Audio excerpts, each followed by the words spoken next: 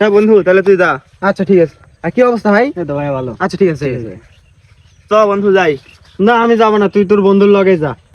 আরে আমি বুঝি না, তুই ওর সাথে ঘুরলে এরম করিস কে? তোরে সকাল থেকে ফোন দিছি কয়টা, 25টা ফোন দিছি, বাজে 1.5 ঘন্টা ধরে আমি এখানে দাঁড়ায় আছি। এত সময় লাগে? যা তুই ওর লাগে যা, আমি যাবো না।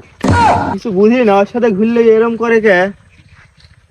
কিরে আমার রিলসটা দেখ, সেই না? হ্যাঁ হ্যাঁ সেই তো। এই বন্ধু টাকাটা দে। এই রে লে। কি রে, রাত্রে আমি তোর থেকে 5 টাকা চাইলাম বিকাশে, তুই দিলি না, আর তোর বন্ধু আসলো তুই তোর বন্ধুরে 100 টাকা দিয়ে দিলি।